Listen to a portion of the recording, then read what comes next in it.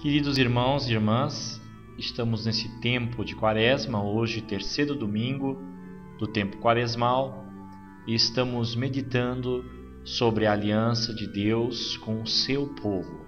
Nós estamos felizes porque estamos nos aproximando da Páscoa, este momento de transformação interior.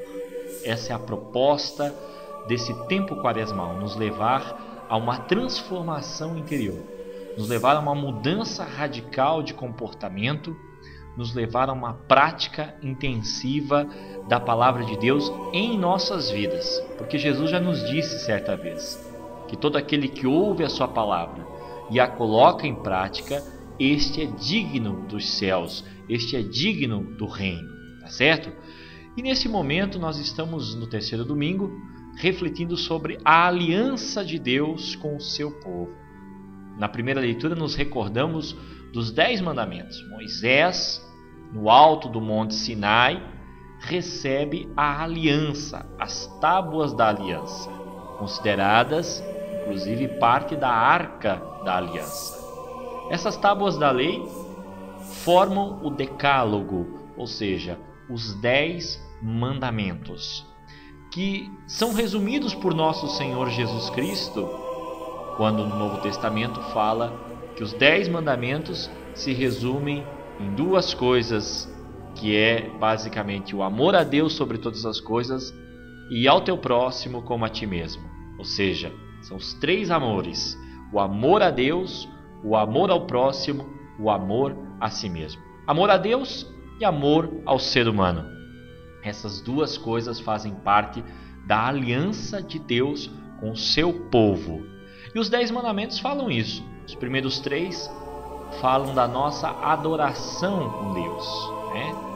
Não terás outros deuses diante de mim. Eu sou o Senhor teu Deus, Pai zeloso que visita a iniquidade dos filhos até a 3ª ou 4ª geração daqueles que me aborrecem, mas ajo com misericórdia até 1000 gerações daqueles que professam e cultuam a minha fé, que vivem os meus mandamentos.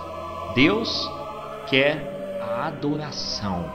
Deus é um Pai zeloso que espera que nós o adoremos, não em templos feitos por mãos humanas, mas em espírito e em verdade, como nos diz o Evangelho de São João. Jesus veio para mostrar o verdadeiro sentido da adoração ao Pai. Veio para resgatar a aliança que o Pai prometeu por meio de Moisés aos seus filhos. Uma aliança de misericórdia para com 1000 gerações dos que o amam. E Deus está sempre disposto a nos ajudar nesse processo, mas quer que nós o busquemos por meio da oração, por meio da prática das virtudes, por meio da prática daquilo que faz parte do nosso ato de culto. Por isso os 3 primeiros mandamentos se referem a isso. Fala-se do não tomar o nome de Deus em vão. Muitas vezes fazemos de Deus cúmplice de nossas próprias iniquidades. Deus não quer tomar parte na falha humana. Por isso não tomemos o nome de Deus em vão. Não utilizemos o nome de Deus para fazer barganha, para fazer negócio. Como diz Jesus no Evangelho de hoje: a casa de meu Pai não é um covil de ladrões, mas é casa de oração, casa de Deus. Não faça da casa do meu Pai uma casa de comércio. E muitos utilizam o nome de Deus para barganhar, para ganhar com isso. Quando nós falamos, por exemplo, na igreja, sobre o dízimo, sobre as ofertas, falamos na forma de adoração a Deus. A igreja tem uma missão, e a sua missão no mundo precisa da colaboração dos filhos e filhas de Deus. O dízimo é sagrado, a oferta é sagrada, a Escritura nos mostra isso. Mas é importante não transformar isso em algo meramente material, algo para um enriquecimento ilícito. Enriquecimento ilícito não faz parte do reino de Deus. O dinheiro do dízimo, o dinheiro da oferta é um dinheiro público, é um dinheiro ao qual se deve prestar contas para a comunidade que faz parte desse processo. E também o dia sagrado, o dia de adoração. Temos 6 dias para trabalhar, mas um dia é do Senhor. Assim, a Escritura vem nos advertindo sobre a necessidade de separarmos o tempo de Deus. Um tempo que deve ser dedicado à leitura, um tempo que deve ser dedicado à reflexão, um tempo que deve ser dedicado à oração, um tempo que deve ser dedicado à missa, ao sacrifício.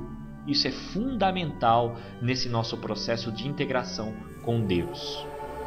E os outros mandamentos se referem à relação com o homem, a relação do homem para com o outro homem.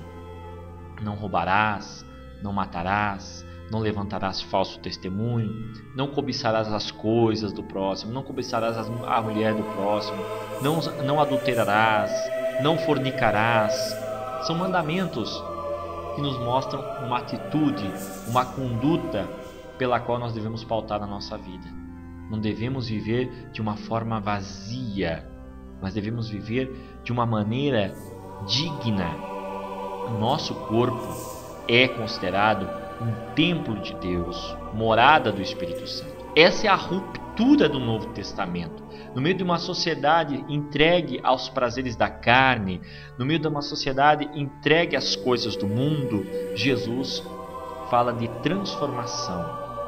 E essa transformação vem por meio da consagração do nosso corpo a Deus. O corpo é o templo do Espírito Santo. O corpo não é apenas uma casca que envelhecerá e morrerá. Quando vivemos assim, passamos a viver de uma maneira hedonista, apenas preocupado com as coisas superficiais. Deus quer que vivamos em plenitude, e essa plenitude consiste numa força interior, essa força que vem da purificação, essa força que vem da remissão. Por isso, a liturgia de hoje é um convite de preparação à Páscoa. Uma Páscoa que não se dá apenas pela ressurreição de Cristo, como nos diz a segunda leitura, que fala que a loucura da cruz é para os judeus uma perdição, mas para nós salvação e graça. A cruz era considerada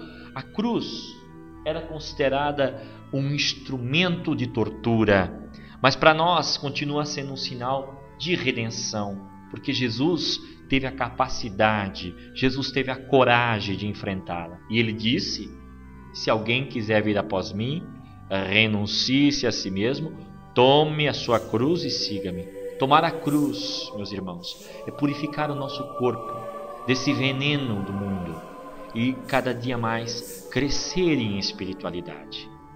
Essa é a reflexão que gostaríamos que você levasse nesse terceiro domingo de preparação para a Páscoa, o terceiro domingo do tempo quaresmal. Jesus nos convidando a uma aliança com o Senhor.